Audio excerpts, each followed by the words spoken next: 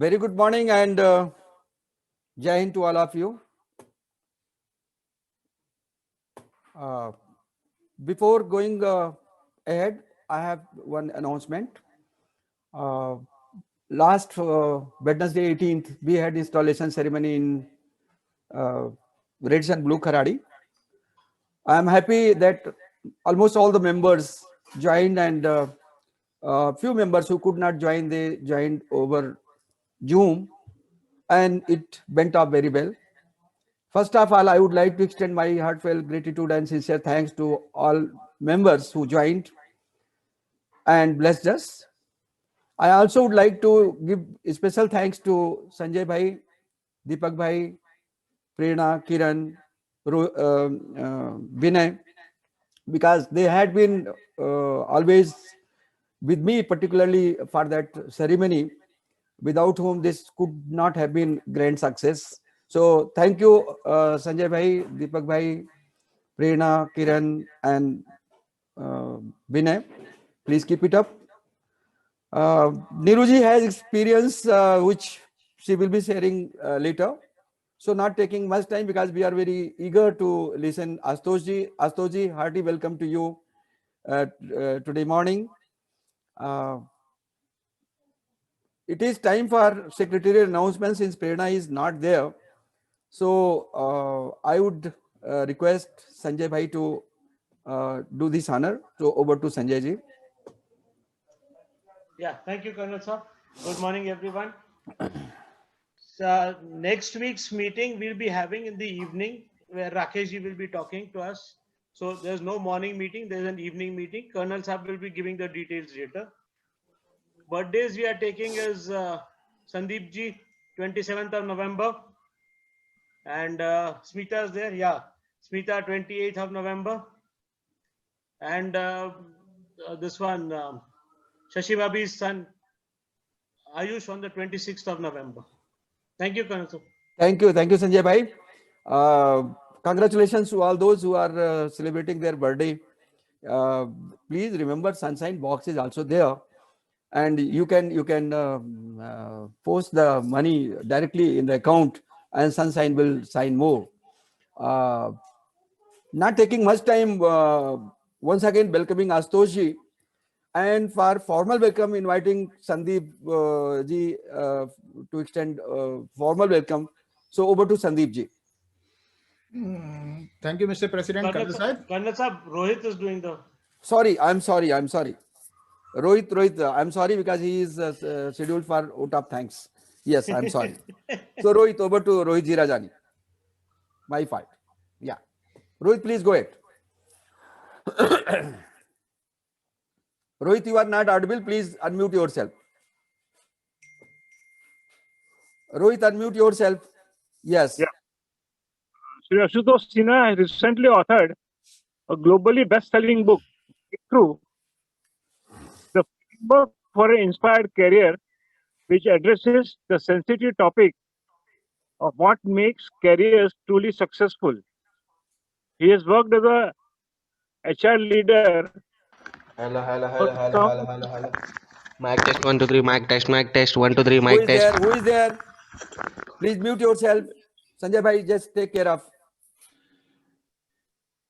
Yes, please go ahead. The US, India, and Southeast Asia. Over the last 25 years, he has developed deep expertise in leadership transformation and organization changes. His drive to build leadership careers comes from the research and insight developed over the years from the interview and personal interaction with over 2,000 CEOs, CXOs, and senior executives. He is joining us from Dubai, and I present Shri Ashutosh Sinha. Welcome, Ashutosh ji. Ashutosh ji, you are muted. Kindly unmute yourself. Yes. Thank you so much again for the very warm welcome. It's such a pleasure to be in such an august company. I have a Rotary tradition in my family. My grandfather used to be president of Rotary Club in one of the clubs in the country, and then my sister used to be an executive I did not manage to continue it so far, be a member, but someday soon I will be back there in India. It's a bigger pleasure, first of all, today to have warmed up to the national anthem. I have to tell you, I felt so good standing up to national anthem in the morning that it just warmed up the cockles of my heart. So thank you so much, and having me here, all of you. Um, this book which I've written, I'll talk to you about it, and I'd love to take any questions. Is something which over the last 25 years of my career is kind of my life's work, and I wanted to address a couple of points. People are, going after usually their careers where they're in a rat race always. They don't think about the larger purpose of life. They don't think about the society around them. They don't think about the what they could deliver and do for people around them.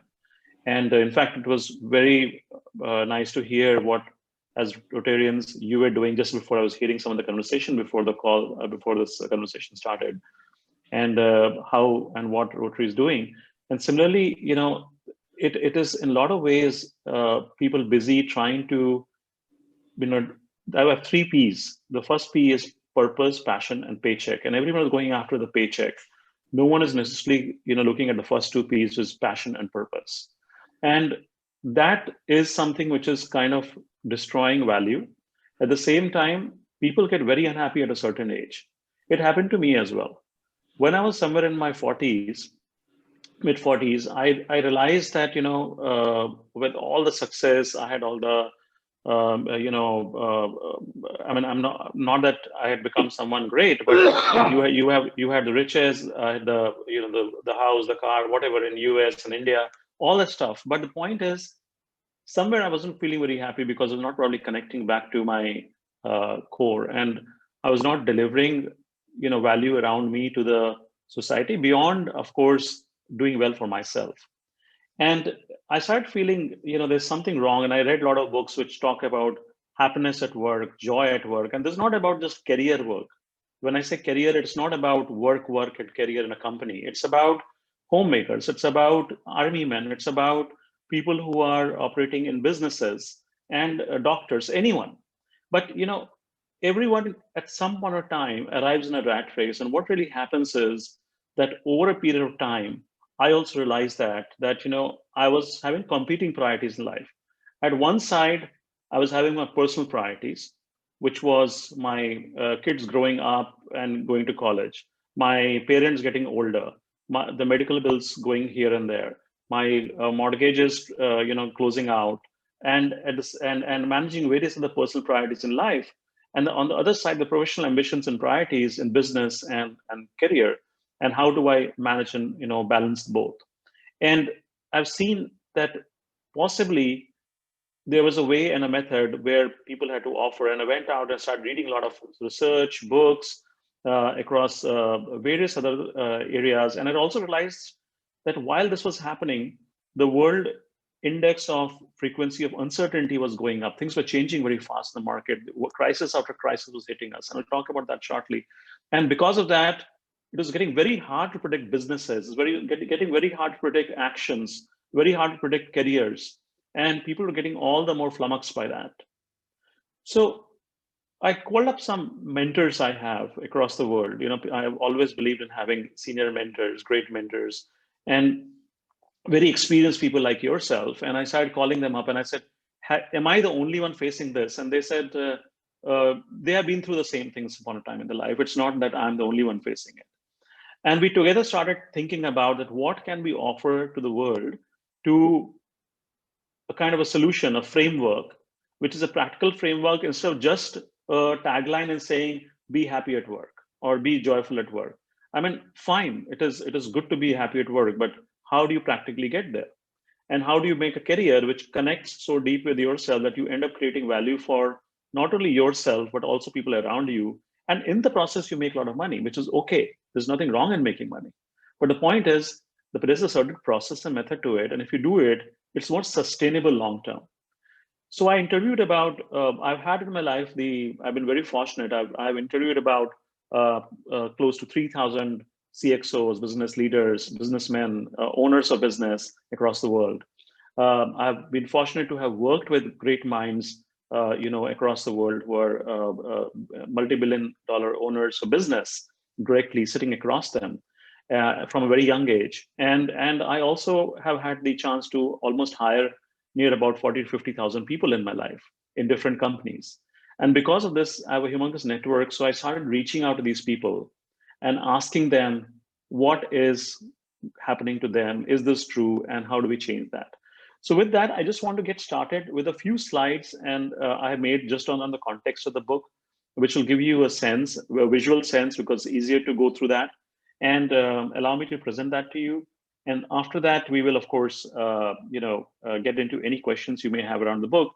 The book is targeted at people who are at a certain point of their life when they're feeling lost, or they're feeling, at a trajectory in the career, and where they don't know that how they should take the career ahead. And it's not a book which is a job book. It's not a career book. So it's really a book of someone trying to manage their life and career together and make it big in their life. So I'll just get started without much ado. I will go unmute here and allow me a second. I'll screen share.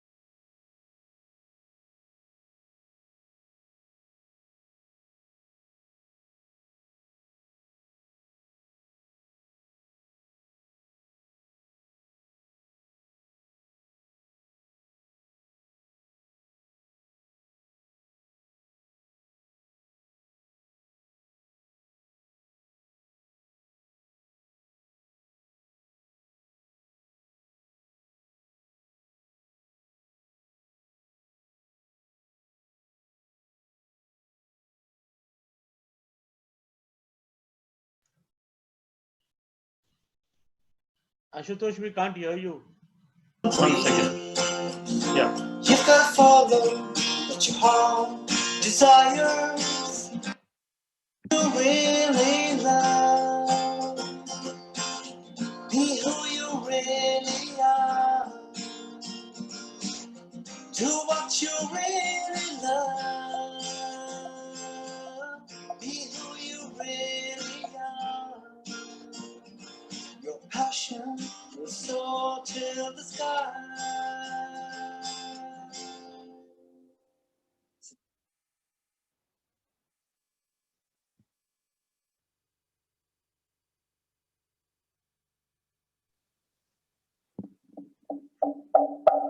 One second.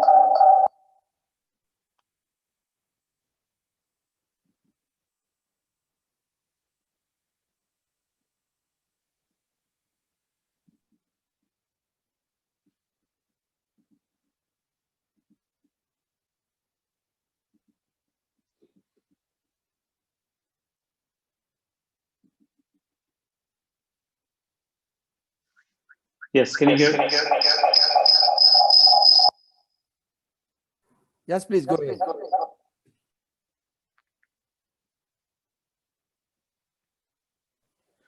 Yeah.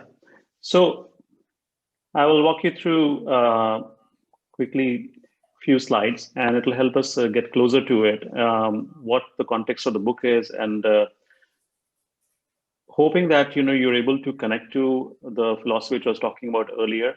What I played the video just before this was, you'll be very happy to know that, you'll be proud to know that someone who started off in a very humble beginnings, I have managed to put a book across, which is right now globally a bestseller.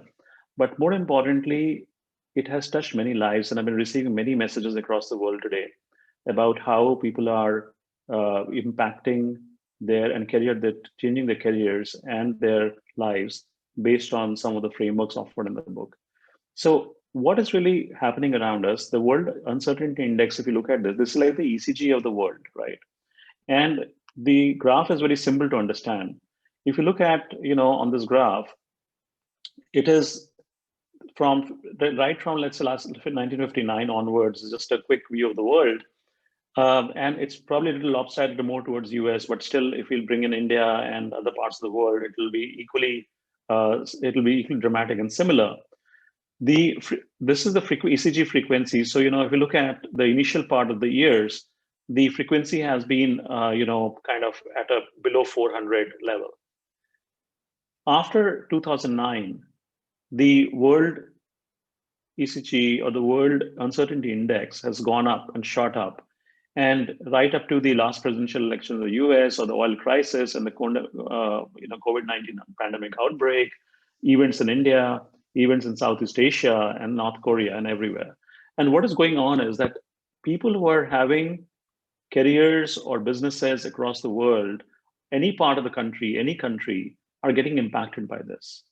So it is not that, gone are the days when careers used to be siloed careers, or your businesses or enterprises which used to be not impacted and affected by environment around us.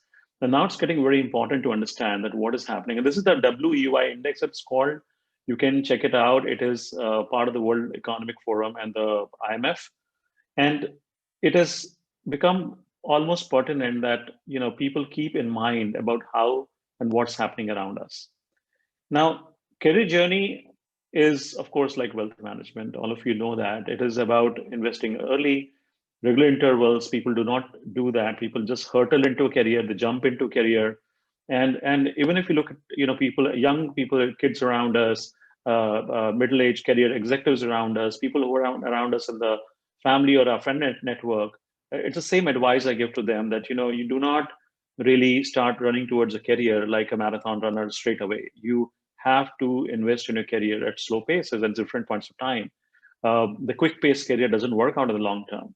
So what's really going on here is the economics of career. Now, when you were at 50, when you were in college, right, some point of time, all of us were in college. And we had thought about it that, okay, at some point of time, we will fire ourselves. And what is fire? Fire is, you must have heard this term, is financial independence, retire early. Not everyone is born with a silver spoon in the mouth, right? Some of us had a humble childhood. Many of us would have had a childhood where our parents' income and pressures were not met, obviously, and education was hard to come. And we built, many of you would have been self-made people in your life. And that point of time in college, you probably thought that, okay, I'm going to take this age by when I'll be successful. And today, when I go to different senior executives or even mid-level executives and speak to them, they all talk about that they want to not even 50. In fact, I recently did a study. Many of them say that we would rather retire at 45. And what is retire? That's the question. Retire is not about retiring. There's nothing called retire.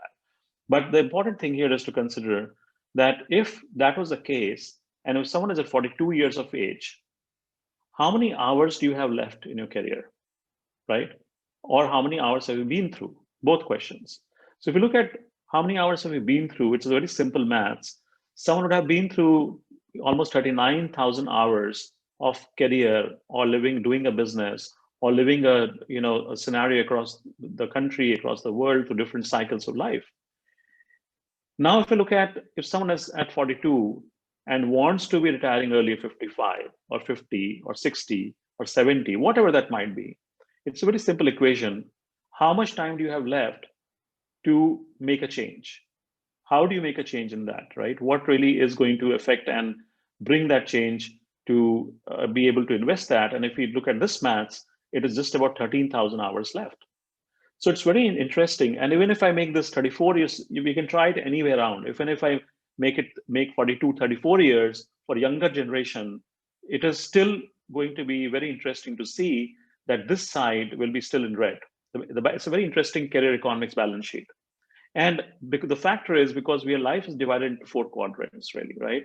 It is, if whether we look from our Vedic side, or whether we look from our philosophical side, or even from my research, there are four quadrants. And what's really going on, we'll just talk about that shortly. So the point here is that if you have X hours of career journey left, right? Do you have a plan? And if you have a plan, how deeply engaged are you in the plan? If you're not deeply engaged in the plan, then it really doesn't matter anyway, right? Because if you're not deeply engaged, then possibly, you're not even thinking about how you're going to make it successful. It doesn't matter what time and age you are in. And that is a big advice for people around us, especially the mid to senior level executives coming up, or business people who are setting up enterprises or startups. People do not think in that language. That people do not think this economics of career around them. And if I look one level deeper on this, I did this career thermometer, which is really it's available on my website. It is I of course wouldn't be taking you through it, but it's just to give you a sense. This is a new invention. It's copyrighted and patented. It's around how do you measure your current situation and career where you are in 10 minutes. It's a 10-point check. It's not a psychology test. It's a very simple, straight test. And it's available on the website free, and people can take it up. So I encourage you that, if you know senior executives around you, or executives around you who have been through, even if they are doing very well in their career, uh, ask them to take this career thermometer test. And it kind of gives a sense of, if you look at this ostrich right here, I mean, that's the typical ostrich effect we are aware of, right? It buries the head in the sand. We don't like to be, as humans, to be self-critical. We often over-index who we are. We discount the real challenges around us, and we end up over-indexing our own capabilities. But it's important to be self-critical. So this helps to arrive at that. And if I look at the test, it's been something which has helped to arrive in this thermometer, that where are you in your career? Where are you in a place where you need to act on it, or do you need to move forward from there? Now, I want to come to this slide, which is very important. There's a concept I discovered, and again, I've copyrighted it over my research, is that it's an EKD factor. It's experiential knowledge dump. I realized that when I turned 45, and then as I hit 50, I realized that between the two scenarios, one thing started happening to me, especially when I was, as I crossed 40, especially at that age, it had already started happening. That was the experiential knowledge dump, EKD as I call it. What is experiential knowledge dump? As we build careers, and as we come out of college, we are like a plain slate. We don't know much about the world, very, very intuitive in nature. And we develop experience. That experience helps us to look at the world differently, and we take decisions based on that, whether it is our life or business or jobs.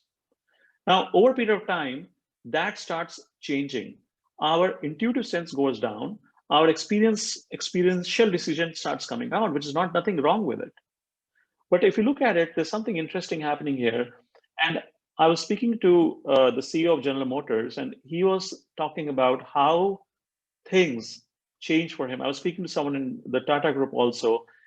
People have in different places looked at it and realized that how experience comes in the way becomes the biggest obstacle to be successful.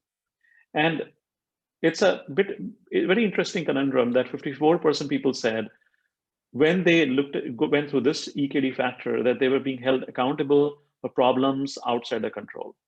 38% businessmen said they didn't expect the loneliness and isolation, that their problems were just themselves. They're not able to deal with it, not because they were not smart enough, not they were good enough or experienced enough, because of EKD. Now, what is this EKD, right? This is a quadrant of life I spoke about. We have four quadrants: 20 to 30 years, 30 to 40 years, 20, 30 years when you're fresh out of college, you want to run. 30 to 40 years is when you are, climbing up, you have a bit of a bag on your back, and you're trying to build family, you got a new job or a new business, and so on and so forth. 40 to 50 is when you start, kind of making the run. I recently got a call from a dear friend, well, not a friend, but someone who knew me from my engineering college network. who is wanting to take a career transition out of army, and he's spent his life there and done very, very well for the nation.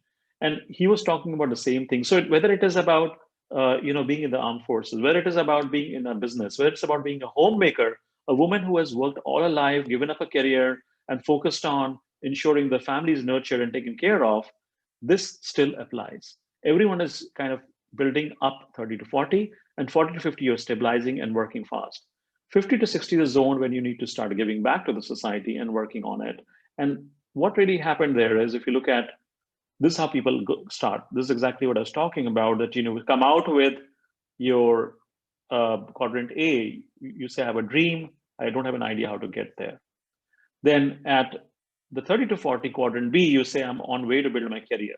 I like the climb, it's not as good as I thought, it's a lot of heavy work. But suddenly at 40 to 50, people start saying, I have many goals to conquer in life. So from single goal, there's, at quadrant B, there were, let's say, 4 goals. At quadrant C, there are probably 20 goals suddenly. And it keeps going up. Sometimes it is even more. In my interviews, I realized people had 30, 35 goals. And the idea was that, they're competing goals because they have to balance each other. At one end, you want to make sure you don't break a relationship. Other end, you need to make sure you don't break your business. Other end, you need to make sure that you pay out the loans or anything you have in your life, and so on and so forth. The point is that the life goals start burning you out, and you don't get out of the rat race. And that is exactly where the career one started to make or one started to live becomes unhappy, because we as humans are always looking for recognition, and we keep continue to climb that ladder of being in the rat race, not come out of it, because we don't realize that actually the same reason why we got out with a dream is now eating us up. If you look at the 50 to 60 zone, it is where someone should be saying, I've arrived and I've settled to work, time to give back to industry, mind over matter. It's time. Now what's really happening between these 4 quadrants? At quadrant D, it is a state of hyper EKD, as I call it, and hyper intuition and high skills. So you develop great skills, which is impressive because someone would have lived through that career in time. EKDs become hyper because now every decision you take, you view through your lens. So what happens is, sometimes when there's hyper EKD, our decisions become slower because we get less intuitive and we say that, is this right or wrong? What's the speed of decision at the quadrant B? Now, it's nothing wrong with that, but the problem is that if the decision stalls us, especially in our personal lives or goals or our career or a business, that is not a good idea. There has to be a good balance between intuition and experience. And quadrant C, if I walk backwards, the one here, this box here, is 40 to 50, when there's high EKD and high intuition. And at that point of time, the high EKD actually pushes you to take decisions which are possibly great for you, but at the same time, your intuitive ability is actually helping you to build on it and give back to the society slightly at that point of time. But at the same time, you're saying that, okay, where do I have the time? You have no time left. And you're only focused on going through experiential lens, taking decision after decisions, sometimes going wrong at it, and sometimes coming out of it and questioning yourselves, where did I go wrong? And the reason you're going wrong or someone goes wrong is because the experience factor here again overcomes the intuition. There's always this conflict between the mind, between intuition and experience, that which is the right decision to take. And people who resolve it have a very simple mantra.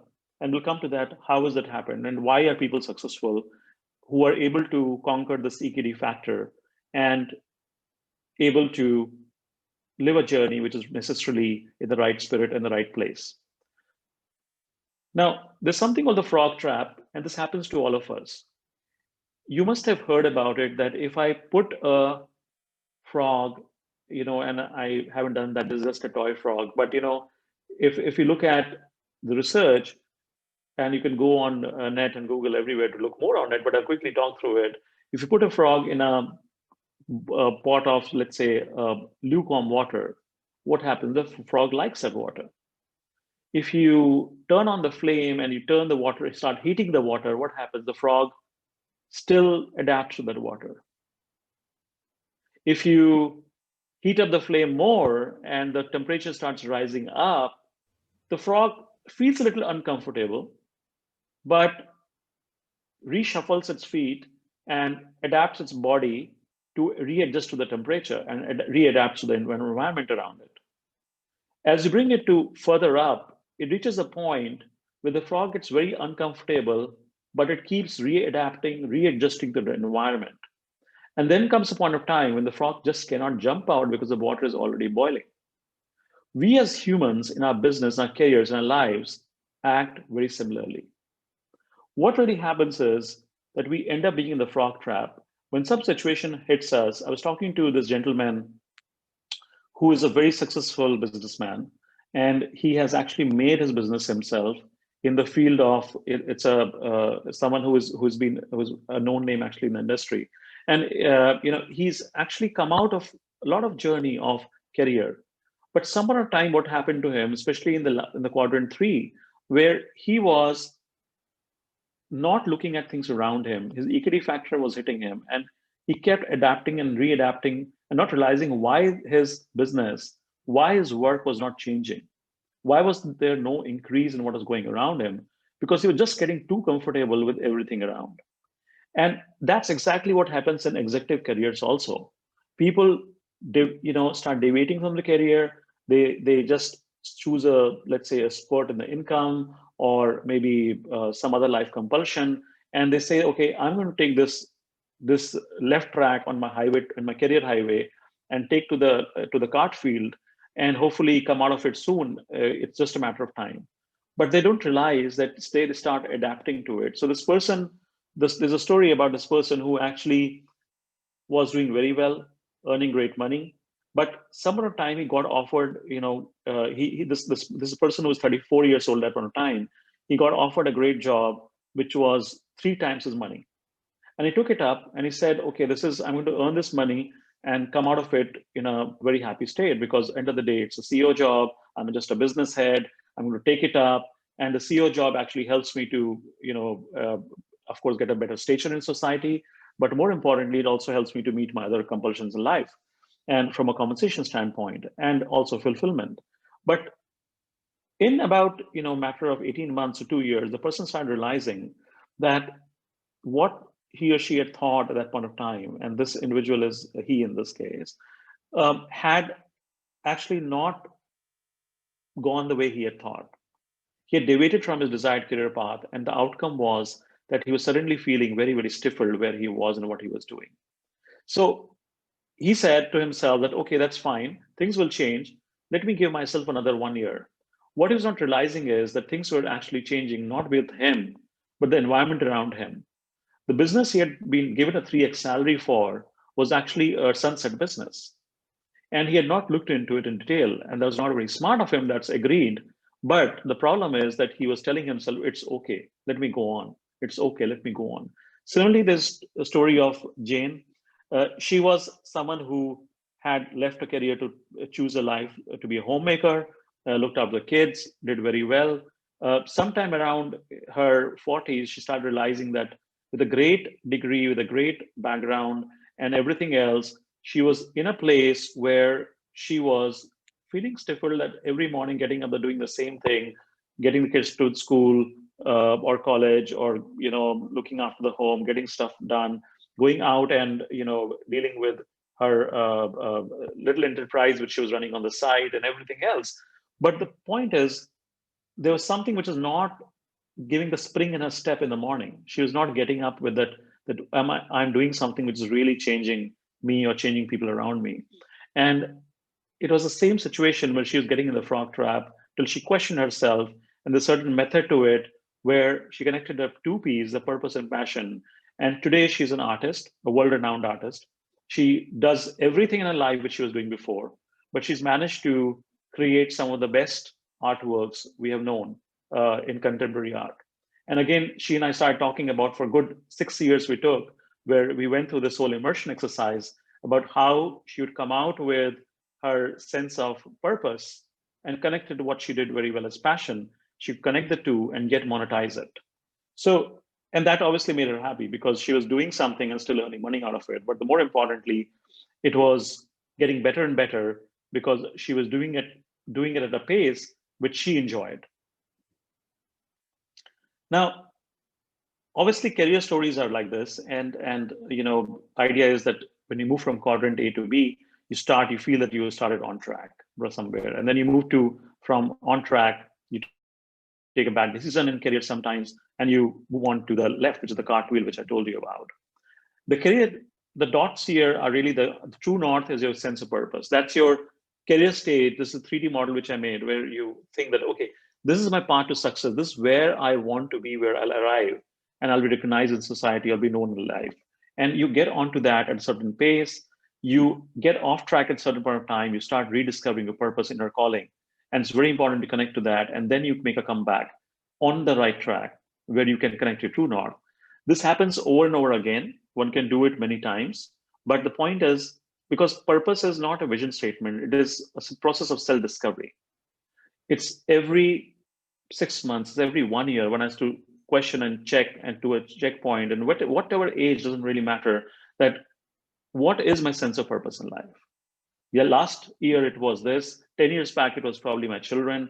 Today it is something else, and tomorrow it's going to do something else. And questioning and connecting to that is very, very important to build your life and career around you, both for people who are in quadrant D or C, and even for executives who are making the career in quadrant B. And then obviously, this is an important question, which I'm sure all of you can answer. If you have 10 hours to spend in a quarter in 3 months, every 3 months, what is the most important person you will spend your life with? Your children, your family, your brothers, sisters, your parents? Who will you spend time? And obviously the answer is that it is basically you, because we do spend time with everyone else and we need to spend time. It's well respected, why not? But it's very important that we need to find that check-in time, because our brain has two, it's a frontal cord, and the back, and it kind of is not able to resolve if there's too much ambiguity, and we take bad decisions because of this. So it's important to have the reflection time and think, because if we do not put our own oxygen mask, we cannot help other fellow passengers. So we usually try to start helping others, not realizing that we need to be making sure that we are self-contained and we are knowing that what is our sense of purpose and how we're connecting to our career going ahead. So the whole point is that, this is the framework which I have. And idea is that, okay, what is the framework here, right? It's a QAPA framework, as I call it. And it's very important that by research, by a lot of conversations with a lot of people, it is understood that reinventing at different stages of career, and I'm sure some of you on the call today have done that, and kudos to you and hats off to you if you've done that, because people who have not reinvented themselves at different points of time in the career, they are actually, you'll be surprised, are a lot of big majority. By research, 87% people do not reinvent themselves. They carry on with what they are in the frog trap. They don't come out of it. They don't look at the two P's, the purpose and passion. They keep going after the paycheck, and the paycheck betrays them. And when they do not reinvent, they end up at a place where they feel miserable about it.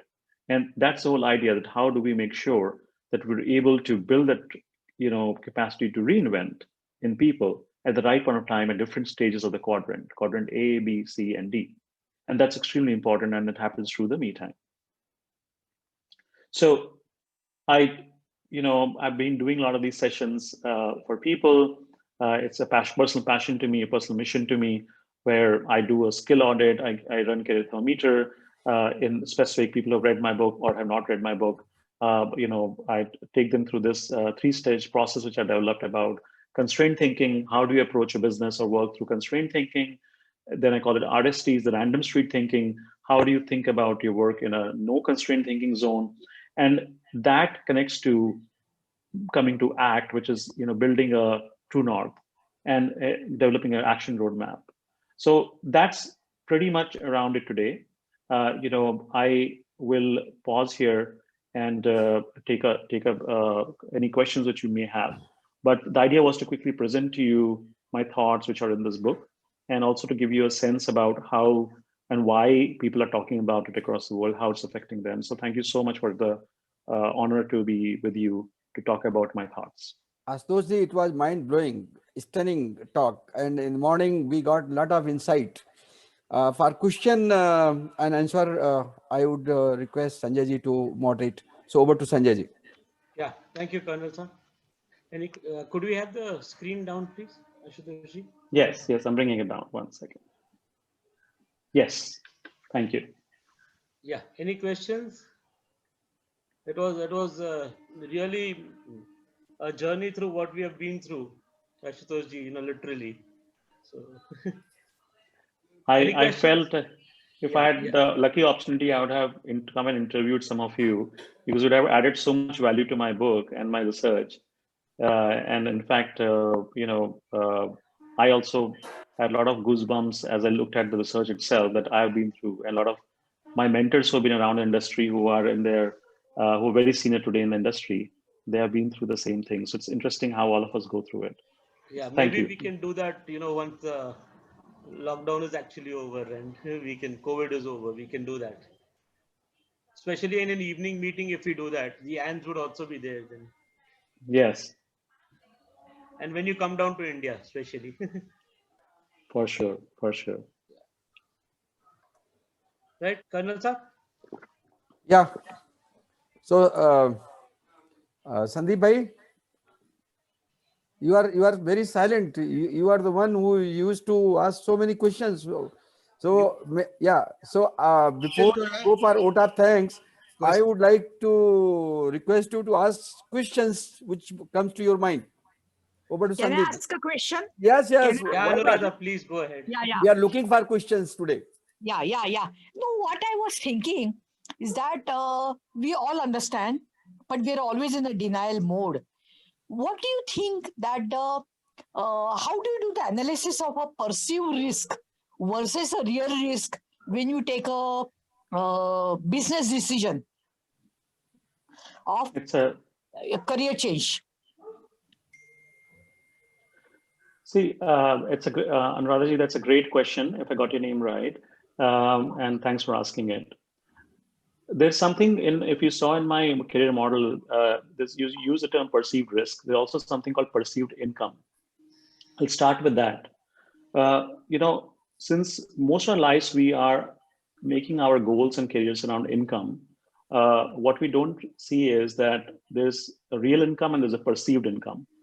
Perceived income is what it seems the income is. The real income is the opportunity cost, or what we're giving up to get that income, right? Like we sacrifice a few things to get to that income, and therefore there's a difference between perceived income and real income. Similarly, perceived risk is exactly the same, where when we make a switch, while the perceived risk could be that okay, there's going to be a certain element of doubt in our mind about what's going to happen, whether I'm changing my business stream. For example, I was helping someone the other day who incidentally he's visiting Dubai from US, and he was going through a scenario where he and his wife have moved in from career to set up a small business, and now they're moving to making a change in their business. And the perceived risk he had was that the market is not ready. But at the same time, the real risk, when he went into detail and researched that through his own research and through our network, we realized was that more than the market readiness, the issue was his product was not fully baked for the market. So there is something called the bridge of fear. It's in my chapter, I think 8 of my book, and the bridge of fear is where I really talk about how does one cross the bridge of fear, because what really happens is when we make that plunge, we want to change from lane A to lane B, just like on the highway moving fast. We give an indicator, but it's very hard to judge, at what speed someone is coming behind us unless we have already calculated our risk before. And similarly, in business or career, what is really going on is that we have to measure it. So we have to start building a second lane as an enough space in the lane before we shift to the right. What does it mean? It means that we need to figure out how do we have a second channel of income or a safety net which is kicking in at the same time, and we calculate our next 18, 24 months plan before we shift to the right. And that kind of brings the real risk lesser, and the perceived risk element actually therefore kind of merges with the real risk. Otherwise, we'll always be in conflict in our mind that we do not want to change. We'll always be shy to make a change. That is the prime issue. So I hope that, yeah, this is chapter 9, where I actually talk about crossing the bridge. Exactly to your question here. Yeah, Anuradha. Thank you. Thank you. It's a very good question. Yes. Sandeep With your permission, may I? Yeah. We are looking forward for your question. Ashutosh ji, good morning, good evening. Which part of US are you from? No, I'm right now in Dubai. I was in US. Now I'm in Dubai right now. Okay. Settled in Dubai. Okay, so it's good early morning to you. And normally we have 2-3 Rotarians. Okay, one is Vikram Puri, one is Rotarian Umesh Janal, and they are the representatives of ours asking questions. Unfortunately, they're not available today, so maybe the responsibility has been bestowed upon me. Okay, now you were talking of this uncertainty graph. I think, and I mean, I need your expert thought on what I'm thinking, is primarily because most people connect it to the job opportunities available, how much are you employable. They don't look at it, anything changing is an opportunity for you to go and discover something new, or to invent something new, or to come up with new ways and means of doing something which we have been doing in a different fashion altogether. And that is the reason the graph is so high in 2019, 2020, because unexpected things have happened. But let's look at history. Most of the inventions came at the time of World War II. It was a disaster. World War II was a disaster. But where we are today in life is primarily because World War II happened. If it would not happen, so many things, so many technologies, so many inventions would not have been there, including nuclear power. So I think this index actually is not an index of opportunity. It is index of fear, that people are afraid things are not going to happen for us because somebody is taking away all our jobs. This is what my thought is. And since you are an expert, I would like to hear your opinion on that. Sandeep, first of all, amazing thoughts. I'm almost compelled to invite you to my talk show, which I run, called Take a Thought Break, on YouTube channel, where we discuss such topics. So what you brought up was very, very interesting. See, when I was speaking to I was addressing someone in the United Nations about 2 years back, and this person had worked during the crisis of the war which happened that point of time. 2-3 wars were happening around the world, and it's a very interesting view I want to share with all of you. This lady had been witness to multiple countries going through strife-torn, and we know what we're talking about. 2 or 3 different places going through the same different kinds of war at that point of time in the world.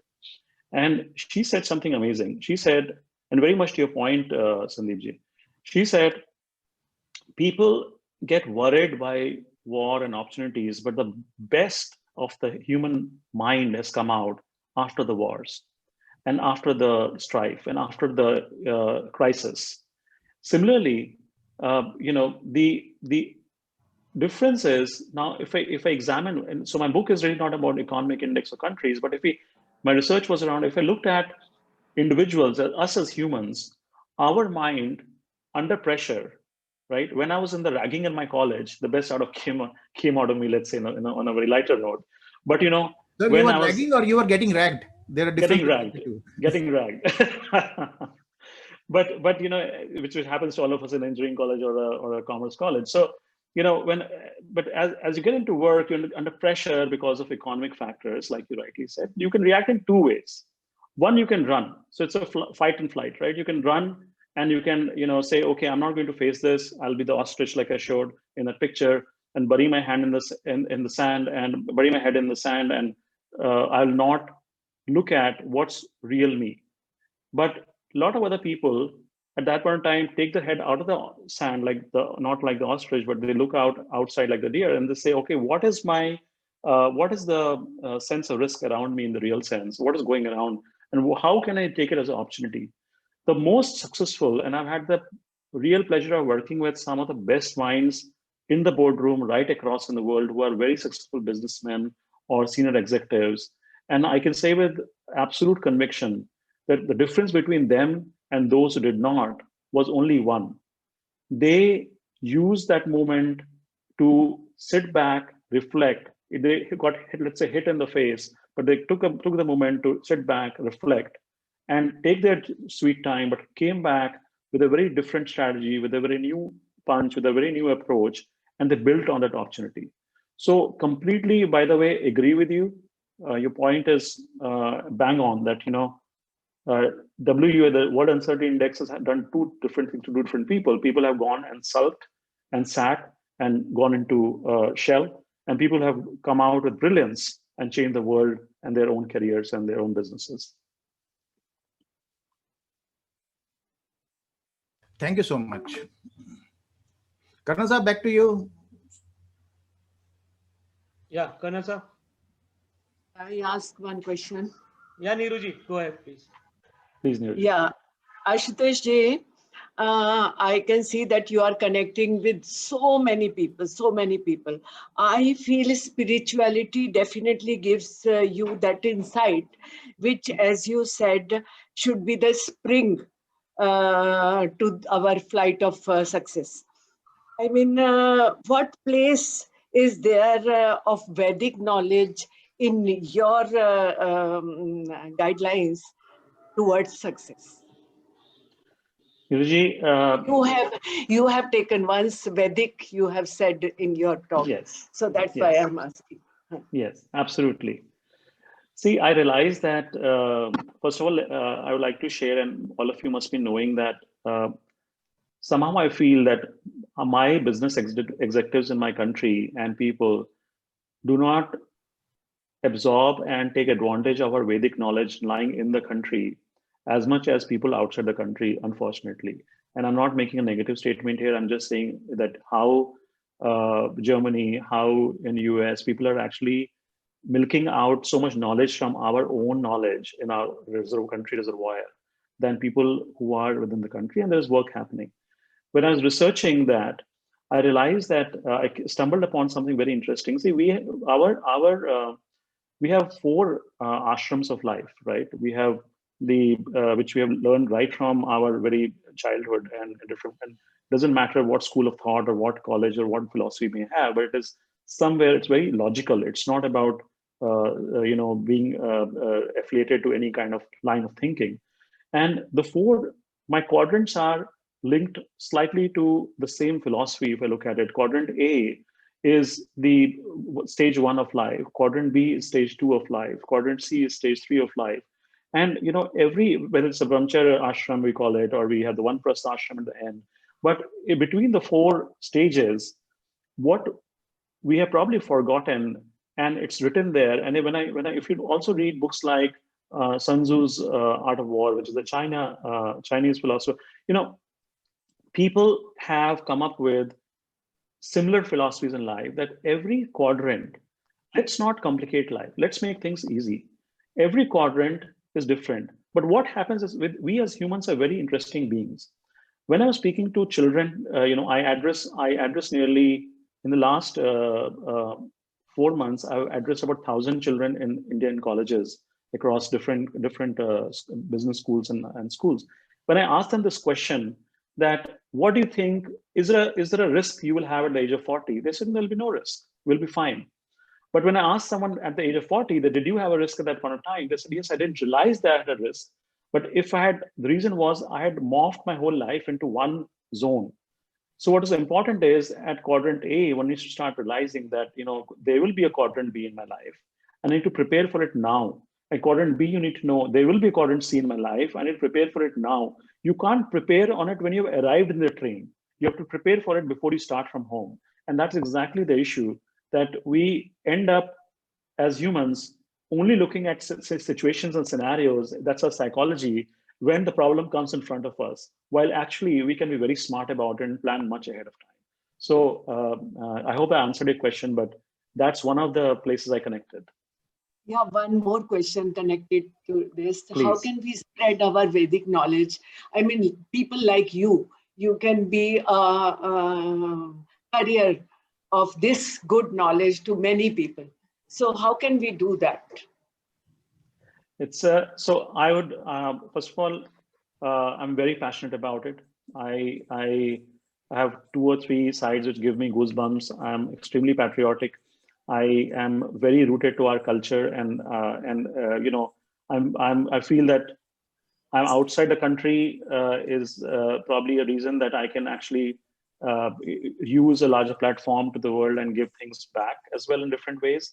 But at the same time, I have to tell you that the two ways I'm already doing it, and that's my way to my sense of purpose, which I have in life at this point of time. My sense of purpose, which I shared, all of us should have one, is that if I'm picking 10 people every year, just 10 people, a very simple goal every year, who I can personally mentor, imbibe the entire sense of the distillation of our Vedic, and not only Vedic, actually, even beyond Vedic, there's some granths around in our country, which have been, and I've not read everything. I'm not very wise. I'm still getting wiser every day. As more I'm reading, I'm probably not even 1/10 of, or maybe not even 1/20th of what the gurus or the sages or the different streams have. But at least every time I absorb something, it's adding more. So I'm sharing that with, you know, at two levels. One is these 10 people I pick up every year who come to me on LinkedIn or other approach or through my mentoring school, and they say that, okay, and I try to change and transform the career and their lives. Second is, which I'm very focused on. I'm actually writing my second book right now, which is actually on quadrant A itself. Children, I believe, are coming out of college right now. They are, if I am able to spread this to all of them, I'd have created one generation at least. You know, at least they are a more focused lot who can learn from this. Because my son, both my sons, when they from teenager went to college, my thinking was the same, that, you know, uh, I can't be the doctor for my own family. It is very hard that I can tell others. It always happens to parents that, you know, you can't tell your own kids the same medicine. But then I started telling them readings around other places, and I realized they were actually listening to me more than me to the readings around me. So the same thing I've started doing with, you know, people. And I have to tell you that out of 1,000 children, or I shouldn't say children, they are young adults, I addressed in the last 4 months, I've shared this knowledge, I've shared this connection, and I've also offered to them that, you know, I'm not going, this is not about monetary. Feel free to, I can't give you jobs, but what I can give you is advice. So if you want to come back to me and connect with me or LinkedIn, other places, I'm going to reach out to you. The third stream is I've tied up with a couple of organizations within the country, and that's why I'm not doing it right now across the world. I think the best place to start within your own country. So where I have started looking at, you know, these organizations to help me, people who are moving to second careers. So I spoke about army men who are looking to change, transition career, homemakers looking to change their career and coming back to something else, businessmen. So I'm helping them with the same philosophy and knowledge, and that's helping them to switch as well. So long answer, but I hope that answered some of the question you had. Thank you, Oh, nice Ashutosh. talking to you. Already That's amazing. time is 8:31. So not taking much time. Before proceeding further, there are some guests who have joined today. Raghunath Dangi is there. Ritesh Bhosle, Nilesh Gadge, Sarthak Sri Lankar, Jed Diwan, and there are two with phone, you know, Galaxy An and one Galaxy J7. So you all are most welcome, and hearty, you know, welcome to join today morning. Please keep on joining in future also. We are trying to align excellent speakers you have heard today. You know, Astoshi, it's mind blowing. Passion and purpose. You know, these two words missing. You have already said. So, not taking much time, once again, thanking you, Astoshi, for being with us today. So, for formal vote of thanks, I would like to invite Rotarian Sandeep ji. Over to Sandeep ji. Thank you, Kanasab, and good morning, everybody. Ashutosh, it has been indeed a pleasure to get a lot of insight from you today. I wish I got somebody like you to meet me about 35 years back when I started my career. And if you would have shown me that path, probably my career would have been different today. But what you are doing, mentoring people, is a phenomenal thing to do. And your concept of EKD and finding a purpose for yourself, passion for yourself, rediscovering yourself, reinventing yourself. Okay, these are the things which, when you're taking to youngsters, when you're taking to the younger population of our country, I think you are doing a fantastic service. My hats off to you, my salute to you for that. We look forward to having an opportunity to be able to meet you in persons one of these days. Of course, Corona permitting and other factors permitting, but it would indeed be a pleasure.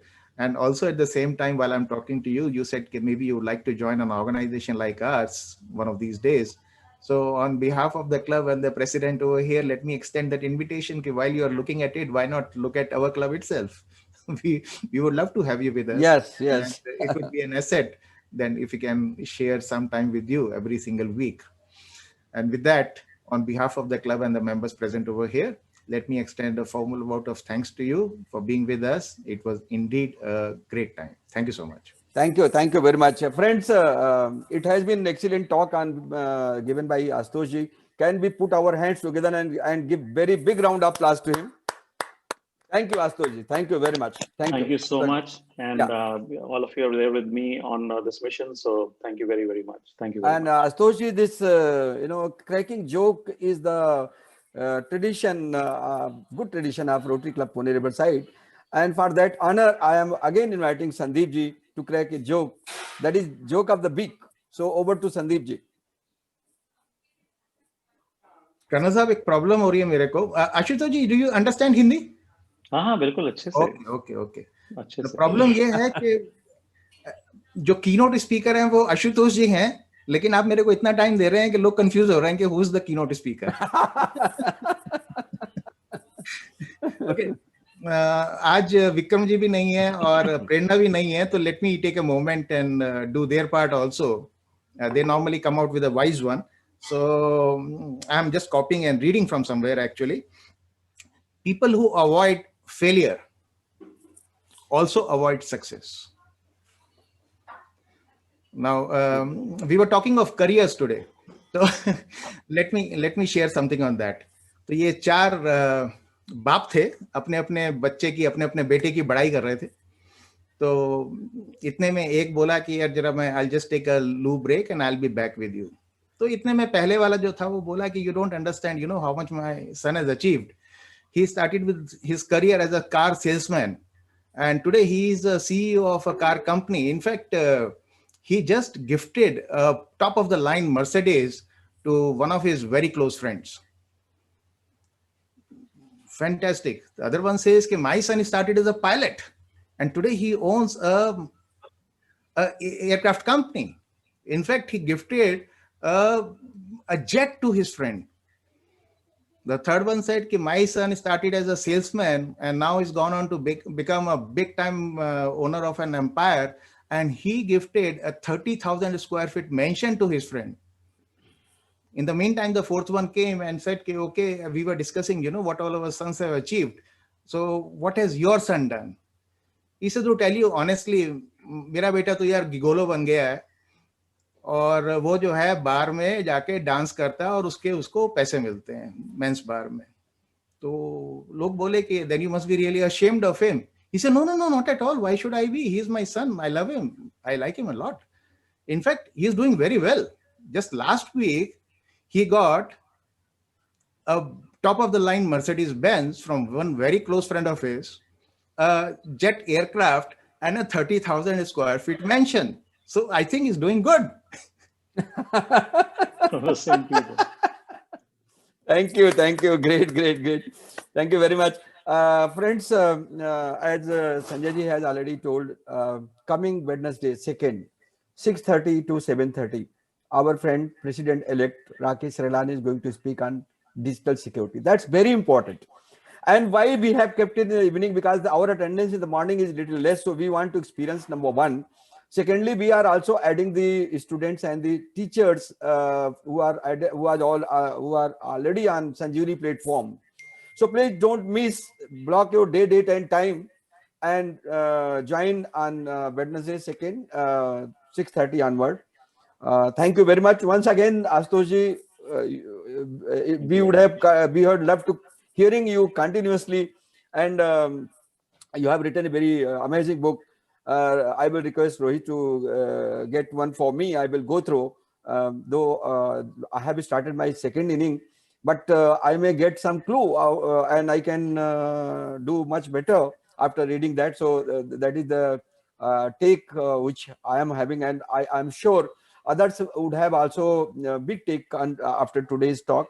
So not taking much time, I am. And my request to you is that if you could advise it for people in your network and take advantage of it, who are Sure, in sure, their sure. early part of the middle of their career, that'll be very kind. It'll Yes, just yes. spread In the fact, message. I will advise my two daughters. One is in California, another is in Chicago.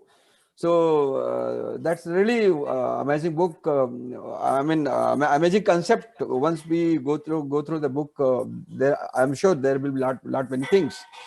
So already it's 8:45, 8:40. So not taking much time. Okay. Please allow me to adjourn the meeting. Should I close the meeting? End the meeting? Thank you Yes. so much, Kanan Sahab. Yeah. Thank you, Ashutosh ji. Thank you. Thank Thank you, you very everyone. much. Thank you. Thank Thank you. you. Bye. Thank you. Bye. Bye-bye. Thank you.